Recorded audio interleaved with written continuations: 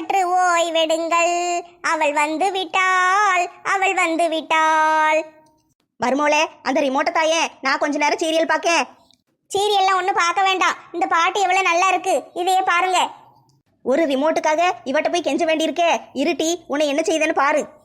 மாமியார் மருமகளும் பொழுதன்னைக்கு இப்படியே ரிமோட்டும் கையுமா இருந்தா வீடு விளங்குமா? என் சட்டை பாக்கெட்ல இருந்து யார் துட்டு எடுத்தது? ஐயையோ, கண்டுபிடிச்சிட்டானே, இப்போ என்ன செய்ய? அடியே, அலெக்ஸ் சட்ட பாக்கெட்ல இருந்து நான் தான் துட்டு எடுத்தேன். நான் தான் எடுத்தேன்னு தெரிஞ்சு அவன் என் கூட சண்டைக்கு வருவான். என்னை காப்பாத்தி விடு மருமோளே. அதுக்கு நான் என்ன செய்ய? நம்ம 2 பேரும் நான் தான் எடுத்தேன்னு மாத்தி மாத்தி சண்டை போடுவோம். அவன் குழம்பி போயிருவான். சரியா? சரித்தே, அப்படியே செய்யுவோம். எனக்கு ஆரம்பிக்க பயமா இருக்கு, நீ ஏன் முதல்ல ஆரம்பிச்சு விடு. சரி சரி. ஏங்க, நான் தாங்க துட்டு எடுத்தேன். என் அவன் எவ்வளவு கஷ்டப்பட்டு உழைச்சு சம்பாதிச்சு துட்டு கொண்டு வரான். அவன் பாக்கெட்ல இருந்து நீ எப்படி அவனை கேட்காம துட்டு எடுப்ப?